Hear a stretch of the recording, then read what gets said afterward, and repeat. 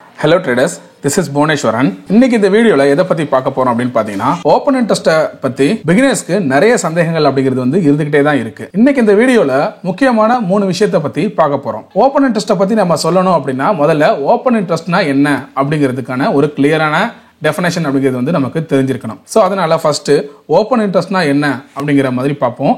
ரெண்டாவதா பாத்தீங்க அப்படினா இந்த ஓபன் இன்ட்ரஸ்ட்டை பேஸ் பண்ணி நம்ம சப்ஸ்கிரைபர் ஒருத்தங்க வந்து ஒரு டவுட்ஸ் கேட்டிருந்தாங்க.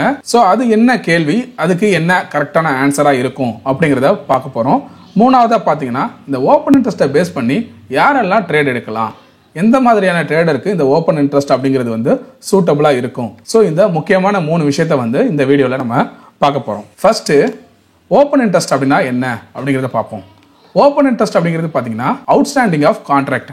அதாவது இங்க கான்ட்ராக்ட் அப்படிங்கிறது பாத்தீங்க அப்படின்னா நம்ம ஆப்ஷன்ஸ்ல ட்ரேட் பண்ணிக்கிட்டு இருக்கோம். அப்படிங்கிறப்போ இந்த ஆப்ஷன்ஸ்ல இருக்கிற எல்லாமே பாத்தீங்கன்னா கான்ட்ராக்ட். ஃபார் எக்ஸாம்பிள் நீங்க ஒரு ஸ்ட்ரைக் பிரைஸை சூஸ் பண்றீங்க அப்படின்னா நிஃப்டியை எடுத்துக்கிட்டீங்க அப்படிங்கிறப்போ 22,000 call option, 22,000 put option, 21,900 call option, 22,100 put option, இது எல்லாமே பாத்தீங்க அப்படின்னா ஸ்ட்ரைக் பிரைஸ்னு சொல்லுவோம்.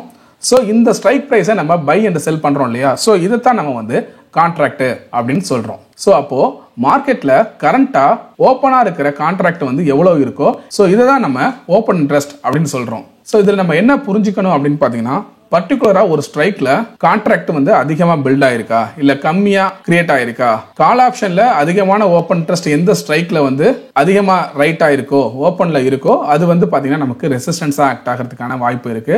அதே போல புட் ஆப்ஷன்ல எந்த ஸ்ட்ரைக்ல அதிகமான ஓப்பன் இன்ட்ரெஸ்ட் வந்து இருக்கோ, அதாவது கரண்டா ஓப்பன்ல இருக்கோ அந்த ஸ்ட்ரைக் நமக்கு சப்போர்ட்டா இருக்கிறதுக்கான சான்சஸ் அப்படிங்கிறது அதிகமா இருக்கு. சோ இதுதான் பாத்தீங்கன்னா நமக்கு ஓப்பன் இன்ட்ரெஸ்டோட பேசிக் கான்செப்ட். நம்ம இதை பாத்தீங்க அப்படின்னா ஆல்ரெடி நம்மளோட யூடியூப் சேனல்ல ஒரு வீடியோ போட்டிருக்கோம், ஓப்பன் இன்ட்ரெஸ்ட்னா என்ன, அது எப்படி ஒர்க் ஆகும்னு சொல்லிட்டு.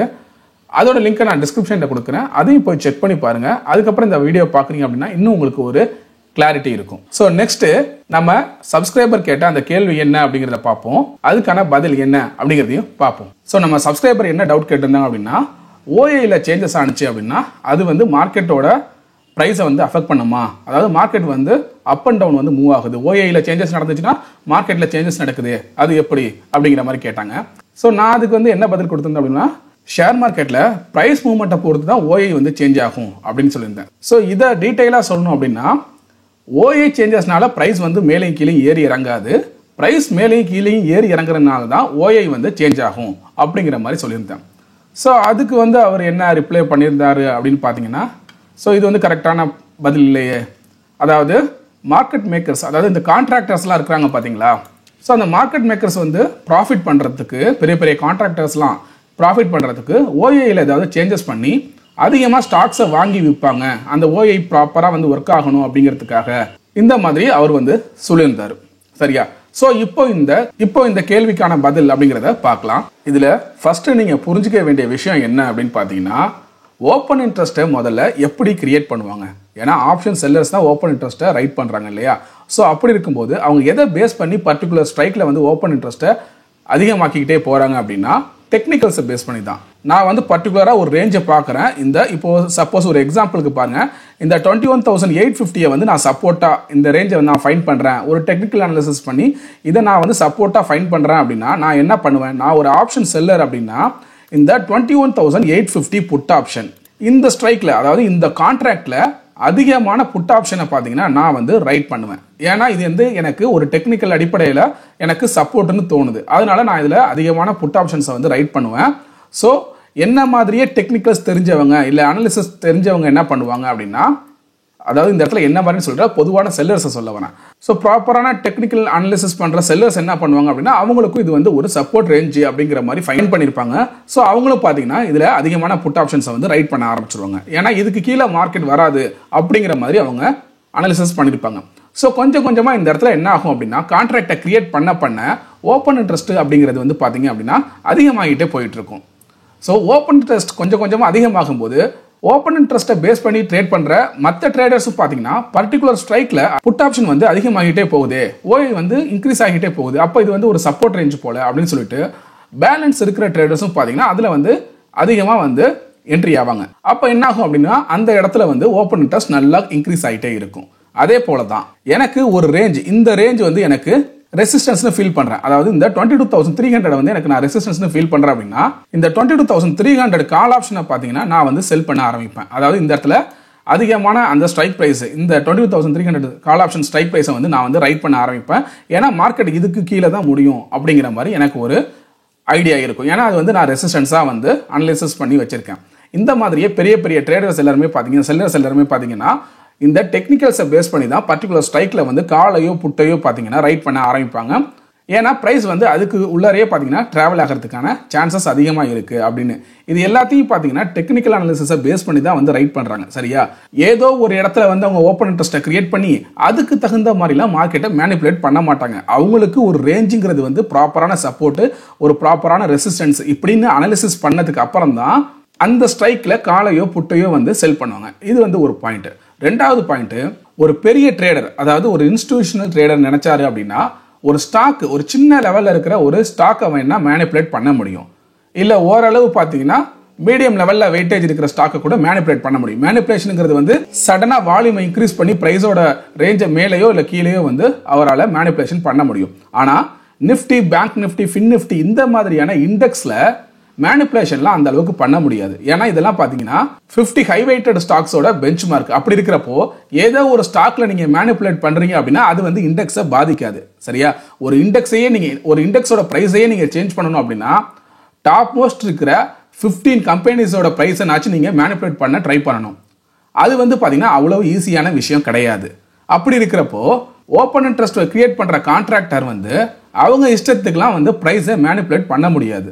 சம்டைம்ஸ் நீங்கள் ஓப்பன் இன்ட்ரெஸ்ட்டை பேஸ் பண்ணி ட்ரேட் பண்ணுற ட்ரேடராக இருந்தீங்கன்னா ஃபீல் பண்ணியிருப்பீங்க. ஒரு இடத்துல வந்து பார்த்தீங்கன்னா அதிகமான ஓப்பன் இன்ட்ரெஸ்ட், இப்போ சப்போஸ் இந்த 22,300 காலில் அதிகமான ஓப்பன் இன்ட்ரெஸ்ட் வந்து கிரியேட் பண்ணியிருப்பாங்க. ஆனால் மார்க்கெட் சம்டைம்ஸ் என்ன பண்ணாதுன்னா இதை வந்து ரெசிஸ்டன்ஸாக ஃபீல் பண்ண முடியாமல் இதை வந்து பிரேக் பண்ணிட்டு கூட மேலே போகும். அப்போ பார்த்தீங்கன்னா பையரோட அந்த பையிங் ப்ரெஷர் அதிகமாக இருக்கிற காரணத்தினால இதை கூட பிரேக் பண்ணிட்டு மேலே போகும். அப்போ என்ன பண்ணுவாங்க அப்படின்னா திரும்ப இதுக்குள்ளேயே கொண்டு வரலாம் ட்ரை பண்ண மாட்டாங்க. உடனே அவங்களோட பொசிஷனை சேஞ்ச் பண்ணிடுவாங்க. இந்த கான்ட்ராக்டை க்ளோஸ் பண்ணிட்டு இதுக்கு அடுத்த ரேஞ்சுக்கு வந்து அவங்க ஷிஃப்ட் பண்ணிப்பாங்க தன்னோட கான்ட்ராக்டை. ஸோ அந்த மாதிரி தான் பார்த்தீங்கன்னா பெரிய பெரிய செல்லர்ஸ்லாம் வந்து ட்ரேட் பண்ணுவாங்களே தவிர தன்னோட ஓப்பன் இன்ட்ரெஸ்ட்டுக்குள்ளேயே மார்க்கெட் வந்து முடியணுங்கிறதுக்காக மேனிப்புலேஷன்லாம் பண்ண முடியாது. அதுவும் இண்டெக்ஸை முக்கியமாக பண்ணவே முடியாது. ஸோ இதிலிருந்து உங்களுடைய அந்த கேள்விக்கான பதில் வந்து கிடைச்சிருக்கும்னு நினைக்கிறேன். ஒரு செல்லராலேயோ இல்லை பெரிய பெரிய ட்ரேடர்ஸால பார்த்தீங்கன்னா சின்ன ஸ்டாக்ஸை தான் மேனிப்புலேட் பண்ண முடியும், இண்டெக்ஸ் எல்லாம் மேனிப்புலேஷன் பண்ண முடியாது. தன்னோட இஷ்டத்துக்கு ஏற்றவோ இறக்கவோ அவங்களால முடியாது. எல்லாரும் ஒரே மாதிரி திங்க் பண்ணும். இப்போ பெரிய பெரிய இன்ஸ்டிடியூஷனல் ட்ரேடர்ஸ் எல்லாமே சேர்ந்து ஒரே மாதிரி திங்க் பண்ணால் கூட பெரிய லெவலில் வந்து மாற்றம் பண்ண முடியாது இண்டெக்ஸில். சரியா? ஸோ அதை நீங்கள் வந்து கொஞ்சம் கவனமாக புரிஞ்சுக்கணும். சின்ன சின்ன ஸ்டாக்ஸில் தான் மேனிப்புலேஷன் அப்படிங்கிறது வந்து பண்ண முடியும், அது பெரிய ட்ரேடரால். அப்படி இருக்கிறப்போ அவங்க சம்பாதிக்கணும், ஓப்பன் இன்ட்ரெஸ்ட்டை கிரியேட் பண்ணுற அந்த கான்ட்ராக்டர்ஸ், பெரிய பெரிய செல்லர்ஸ் எல்லாம் சம்பாதிக்கணுங்கிறதுக்காக ஒரு ஸ்டாக்கை வாங்குறது விற்கிறது இந்த மாதிரி வேலையை பார்த்தாலுமே இண்டெக்ஸ் அந்த அளவுக்கு பார்த்தீங்கன்னா பெரிய அளவு ரியாக்ட் பண்ணாது. இல்லைனா நிஃப்டியோட ஹை வெயிட்டட், இப்போ நீங்கள் நிஃப்டியை கன்சிடர் பண்ணுறீங்க அப்படின்னா நிஃப்டியோட ஹை வெயிட்டட் ஸ்டாக்ஸான ரிலையன்ஸ், HDFC, TCS, இன்ஃபோசிஸ் இந்த மாதிரியான மெயின் ஸ்டாக்ஸோட எல்லா ஸ்டாக்கையும் ப்ரைஸை ஃபுல்லாக பார்த்தீங்கன்னா நீங்கள் மேனிப்புலேட் பண்ணி ஆகணும். அப்படி பண்ணால் தான் பார்த்தீங்கன்னா பெரிய அளவில் இண்டெக்ஸ் வந்து ஏற்றமோ இறக்கமோ அப்படிங்கிறது வந்து நடக்கும். ஸோ இப்போ உங்களுக்கு கிளியராக புரிஞ்சிருக்கும்னு நினைக்கிறேன். ஸோ மூணாவதா யாரெல்லாம் இந்த ஓப்பன் இன்ட்ரெஸ்ட்டை பேஸ் பண்ணி ட்ரேட் பண்ணலாம் அப்படிங்கிறத பார்ப்போம். பெரும்பாலும் ஓப்பன் இன்ட்ரெஸ்ட்டை பேஸ் பண்ணி ட்ரேட் பண்ணுற ட்ரேடர்ஸ் யாராக இருப்பாங்க பார்த்தீங்கன்னா ஆப்ஷன் செல்லர்ஸாக தான் இருப்பாங்க. ஏன் அப்படின்னா இப்போது நான் என்ன பண்ணுறேன், இந்த 22,500 இந்த ரேஞ்சு வந்து எனக்கு ஒரு சப்போர்ட்டு அப்படிங்கிற மாதிரி நான் கன்சிடர் பண்ணுறேன். இல்லைனா இந்த ரேஞ்சு கிட்ட, அதாவது இந்த 22,500 புட் ஆப்ஷன் இந்த ஸ்ட்ரைக்கில் பார்த்தீங்கன்னா அதிகமான ஓப்பன் இன்ட்ரெஸ்ட் வந்து கிரியேட் ஆகுது. அதாவது நான் வந்து எக்ஸ்பைரி அன்னைக்கு மார்னிங் வந்து வாட்ச் பண்ணுறேன்னு வச்சுக்கோங்க. இந்த இடத்துல வந்து அதிகமான ஓப்பன் இன்ட்ரெஸ்ட் கொஞ்சம் கொஞ்சமாக ஏறிக்கிட்டு இருக்கு. அப்போது இந்த இடத்துல செல்லராக இருந்தேன் அப்படின்னா நான் என்ன பண்ணுவேன், புட் ஆப்ஷனை வந்து செல் பண்ணுவேன். இதுவே நான் வந்து பையராக இருந்தால் என்ன பண்ணுவேன், 22,500 கால் ஆப்ஷனை வந்து பை பண்ணுவேன். ரெண்டு பேரோட மார்க்கெட்டோட வியூ அப்படிங்கிறது வந்து அப்சைடு தான். சரிங்களா? அப்சைடு தான் போக போகுது. ஏன்னா இது வந்து எனக்கு சப்போர்ட்டு, இதுவே மார்க்கெட்டு மேலே தான் போக போகுது அப்படிங்கிற மாதிரி நினைக்கிறேன். அப்போ நான் இந்த கால் ஆப்ஷனை வந்து பார்த்தீங்கன்னா ஒரு 50 rupees பிரீமியம்க்கு வாங்குறேன். சரியா? அதே போல செல்லர் என்ன பண்றாரு அப்படின்னா 45 rupees பிரீமியம்க்கு வந்து செல் பண்றாரு. பையருக்கு என்ன ஆகணும் அப்படின்னு பாத்தீங்கன்னா மார்க்கெட் வந்து 22,500ல முடிஞ்சா மட்டும் பத்தாது, அந்த பிரீமியமையும் ஆட் பண்ணி எப்போ 22,550க்கு மேல இந்த ரேஞ்ச், கரெக்டா இந்த ரேஞ்சை பார்த்துக்கோங்க, இந்த ரேஞ்சுக்கு மேல எப்போ வந்து மார்க்கெட் முடியுதோ அப்பதான் அவருக்கு வந்து ப்ராஃபிட் வரும். ஆனா செல்லருக்கு அப்படி கிடையாது. 22,500லேயே முடிஞ்சாலும் இந்த பிரீமியம் அப்படிங்கிறது வந்து மெல்ட் ஆகி 0 ஆயிடும். இல்ல கீழே வந்தா கூட அவருக்கு எப்ப அது பிரேக் ஈவன் லாஸுக்கு வரும்னு பாத்தீங்கன்னா 22,455 தாண்டற வரைக்கும், அதாவது 22,500 இருந்து -45 இதை வந்து மைனஸ் பண்ணிக்கோங்க. ஸோ அந்த ரேஞ்ச் வரைக்கும் பார்த்தீங்கன்னா இவருக்கு பிரேக் ஈவன் இருக்கும். அப்போ மார்க்கெட் வந்து சைட்வேஸ்லேயே போனாலும் இவருக்கு ப்ராஃபிட், மேலே போனாலுமே ப்ராஃபிட் தான். சரிங்களா? அப்போ இந்த ஓப்பன் இன்ட்ரெஸ்ட் யாருக்கு சாதகமாக இருக்கும் அப்படின்னு பார்த்தீங்கன்னா செல்லருக்கு தான் சாதகமாக இருக்கும். இப்போ நான் சொன்ன விஷயம் தான். ஏன்னா எனக்கு மார்க்கெட் வந்து அப்சைடு போக போகுதுன்னு தெரியுது. ஏன்னா இந்த இடத்துல சப்போர்ட் நிறைய கிரியேட் ஆயிருக்கு. ஆனால் அது இவ்வளோ தூரம் போகுமான்னு எனக்கு தெரியாது. மேபி ஒரு 50 பாயிண்ட் மேலே போயிட்டு கூட இங்கே முடியலாம். அப்படி இருக்கிறப்போ பையருக்கு என்ன ஆகும்? இந்த ப்ரீமியம் ஃபுல்லாக லாஸ் தான் ஆகும். அப்போ மோஸ்ட்லி ஓப்பன் இன்ட்ரெஸ்ட்டை பேஸ் பண்ணி ட்ரேட் பண்றவங்க யாரா இருப்பாங்க அப்படின்னு பார்த்தீங்கன்னா செல்லர்ஸாக தான் இருப்பாங்க. பையர்ஸ் இதை வந்து யூஸ் பண்ணவே முடியாதா அப்படின்னு கேட்டிங்கன்னா பண்ணலாம். எப்போ பண்ணலாம் அப்படின்னா ஒரு இடத்துல ப்ராப்பராக பார்த்தீங்கன்னா 22,500 வந்து அதிகமான புட்டு வந்து உங்களுக்கு கிரியேட் ஆகிட்டே இருக்கு. சரியா? நிறைய இதில் வந்து புட் ஆப்ஷன் கிரியேட் ஆகுது, சப்போர்ட்டாக தெரியுது அப்படின்னா மார்க்கெட் எப்போ திரும்ப ரிவர்ஸ் ஆகி இந்த கரெக்டான அந்த லெவல் கிட்ட வருதோ அப்போ நீங்கள் வந்து பை பண்ண ட்ரை பண்ணலாம். சரிங்களா? மார்க்கெட் ஒரு லெவல் ஏறினதுக்கு அப்புறம் நீங்கள் பை பண்ணக்கூடாது. திரும்ப பார்த்தீங்கன்னா மார்க்கெட் ஏறி ஒரு கரெக்ஷன் நடந்து திரும்ப வரும்போது எப்படி இதுக்கு மேலே தான் மார்க்கெட் வந்து முடியும் அப்படிங்கிற ஒரு ஐடியா இருக்கிறப்போ இந்த ப்ரீமியம் வந்து பார்த்தீங்கன்னா டிஸ்கவுண்ட்ல கிடைக்கும். இதுக்கு முன்னாடி பார்த்தீங்கன்னா இந்த டைம் வேல்யூவை கம்பேர் பண்ணும்போது 50 ரூபாய்க்கு இருந்திருக்கும். அப்புறம் மேலே போயிட்டு திரும்ப கீழே வரப்போ பார்த்தீங்கன்னா ஒரு 35 ரூபா இல்லை 30 ரூபாய்க்குள்ள ப்ரீமியம் போயிருக்கும். ஏன்னா டைம் வேல்யூ உங்களுக்கு ஆகியிருக்கும். சரியா? ஸோ அந்த டயத்தில் நீங்கள் பண்ணும்போது ஒரு சின்னதாக ஏதாவது ஒரு ப்ராஃபிட்டை வந்து பிடிக்க ட்ரை பண்ணலாம். இந்த மாதிரி தான் ட்ரேட் பண்ண முடியுமே தவிர நீங்கள் இந்த ஆப்ஷன்ஸை ஹோல்டு பண்ண முடியாது. எப்போ ஹோல்டு பண்ணால் உங்களுக்கு ப்ராஃபிட் நல்லா இருக்கும் அப்படின்னா மார்க்கெட் வந்து ஒரு சடனாக ஒரு பெரிய இம்பாக்ட், ஒரு பொட்டன்ஷியல் மூவ்மெண்ட் வந்து இப்படி கொடுக்கணும். ரொம்ப ரேஞ்ச் அதிகமாக போய் மூவ் ஆனிச்சு அப்படின்னா தான் உங்களுக்கு ப்ராஃபிட்டுங்கிறது வந்து ரொம்பவே அதிகமாக கிடைக்கும். இல்லைனா அட்லீஸ்ட் நம்ம அந்த மார்க் பண்ண லெவலை தாண்டி முடியும் போது மட்டும்தான் உங்களுக்கு ப்ராஃபிட் அப்படிங்கிறது வந்து இருக்கும். அப்போ மோஸ்ட்லி இது யாருக்கு வந்து சூட்டபிளா இருக்கும் பார்த்தீங்கன்னா ஆப்ஷன் செல்லருக்கு தான் இது வந்து சூட்டபிளா இருக்கும். ரெண்டாவது, இதுலயே இன்னொரு விஷயம் என்ன இருக்கு அப்படின்னு பார்த்தீங்கன்னா எல்லாராலையும் ஒரே நேரத்தில் வந்து ட்ரேட் எடுக்க முடியாது. இந்த ஒரு விஷயத்தை நீங்க புரிஞ்சுக்கணும். ஏன்னா ஃபர்ஸ்ட் மார்க்கெட் வந்து 22,500 இது வந்து எனக்கு ஸ்ட்ராங்கான சப்போர்ட் அப்படின்னு தெரிஞ்சு ஃபர்ஸ்ட் ட்ரேடர் என்ன பண்றாரு அப்படின்னா அவர் செல் பண்ண வரப்போ அதுக்கான ப்ரீமியம் பிரைஸ் பார்த்தீங்க அப்படின்னா கிட்டத்தட்ட ஒரு 45 இருக்கும். சரிங்களா? இது வந்து எப்போ ஆரம்பிக்கும் பார்த்தீங்கன்னா ஒரு 9:30 டைமிங்க்குன்னு வச்சுக்கோங்க. இதுவே அடுத்ததாக பார்த்தீங்கன்னா ஒரு குரூப் ஆஃப் செல்லர்ஸ் வந்து வராங்க. அவங்க என்ன பண்ணுறாங்க? செல் பண்ணுறாங்க. ஏன்னா அவங்களுக்கு அதுக்கப்புறம் தெரிய வருது நிறைய 22,500 புட்டில் ஓப்பன் இன்ட்ரெஸ்ட் அதிகமாகிட்டே இருக்குது அப்படின்னு சொல்லிட்டு. அப்போ அவங்க செல் பண்ண வரப்போ டைம் என்ன ஆகும் அப்படின்னு பார்த்தீங்கன்னா ஒரு 11 o'clockனு வச்சுக்கோங்க. இப்படி இருக்கும்போது அப்போ அதோட ப்ரீமியம் என்னவா இருக்கும் அப்படின்னு பார்த்தீங்கன்னா வெறும் 35 இல்லைனா 30 இந்த மாதிரி இருக்கும். ஸோ நெக்ஸ்ட் மணி வந்து பார்த்தீங்கன்னா ஒரு 1 o'clock போயிடுச்சு. ஆனால் பார்த்தீங்கன்னா ஓப்பன் இன்ட்ரெஸ்ட் அதிகமாக புட்டில் கிரியேட் ஆயிருக்கு, ஒரு ஸ்ட்ராங்கான சப்போர்ட்னு தெரியுதுன்னா அப்போ ஒரு குரூப் ஆஃப் செல்லர்ஸ் வந்து செல் பண்ண வராங்க. அப்படிங்கிறப்போ அப்போ டைம் வந்து ஒரு 1 o'clock இருக்குன்னா அவங்களுக்கு எவ்வளோ ப்ரீமியம் இருக்கும் அப்படின்னு பார்த்தீங்கன்னா வெறும் ஒரு 20 rupees இவ்வளோ தான் இருக்கும். ஏன்னா டைமிங் நமக்கு முடிஞ்சுக்கிட்டு இருக்கு. அப்படிங்கிறப்போ இப்போ யோசிச்சு பாருங்க, ஃபர்ஸ்ட்ல செல் பண்ணவங்க அதிகமான ரிஸ்க் எடுக்க முடியுமா இல்லை இவங்க அதிகமான ரிஸ்க் எடுக்க முடியுமான்னு பார்த்தீங்கன்னா இவங்க தான் அதிகமான ரிஸ்க் எடுக்கணும். ஏன்னா மார்க்கெட் திரும்ப கரெக்ஷன் ஆகி சப்போர்ட்டை நோக்கி திரும்பி வந்துச்சு அப்படின்னா இவங்களால ஒரு ரிஸ்க்குங்கிறது வந்து அதிகமாக எடுக்க முடியும். ஏன்னா இவங்க ஆல்ரெடி 45 rupeesல மார்னிங் வந்து செல் பண்ணியிருப்பாங்க. இப்போதைக்கு அந்த ப்ரீமியம் அப்படிங்கிறது வந்து 20-15 இருக்கும். ஸோ அதனால நான் திரும்ப எனக்கான பிரேக் ஈவனுங்கிறது வந்து 45 rupeesக்கு மேலே போனால் மட்டும் தான் எனக்கு லாஸ் வரப்போகுது, அதனால நான் வெயிட் பண்ணுறேன்னு பண்ணுவாங்க. ஆனால் இவர் 35 rupees ப்ரீமியம் இவர் என்ன பண்ணுவார்? இவருக்கு கொஞ்சம் ரிஸ்க் பார்த்தீங்க அப்படின்னா கம்மியாக இருக்கும். ஆனால் 20 rupeesல செல் பண்ணவருக்கு அதிகமான அந்த ரிஸ்க் அப்படிங்கிறது வந்து இருக்கும். ஏன்னா 20 rupees ப்ரீமியம் வந்து திரும்ப 45 rupeesக்கு ஏறுனுச்சு அப்படின்னா இவர் பயந்துட்டு என்ன பண்ணிடுவார்? செல் பண்ணிடுவார். ஏன்னா இவர் பிடிக்க வந்ததே 20 பாயிண்ட்ஸ் தான்.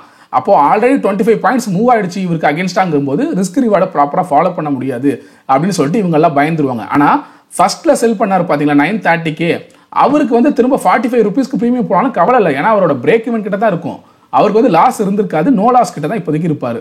அதனால அவர் என்ன பண்ணுவார்? இது 0 ஆகிற வரைக்கும் வெயிட் பண்ணுவார். மார்க்கெட்டை வெயிட் பண்ணி பார்ப்போம், இல்லை எனக்கு ஒரு இதுக்கு ப்ராப்பராக எனக்கு இது தாண்டி ஒரு 20 பாயிண்ட்ஸ் ஒரு 65 கிட்ட போனால் நான் க்ளோஸ் பண்ணிக்கிறேன் அப்படின்னு இவர் வெயிட் பண்ணுவார். ஆனால் இவங்களால அந்த 65 ப்ரீமியம்க்கு போகிற வரைக்கும் இவங்களால தாக்கு பிடிக்க முடியாது. ஏன்னா இவங்க எடுத்த ப்ரைஸ் ஆவரேஜ் ப்ரைஸுங்கிறது வந்து கம்மி.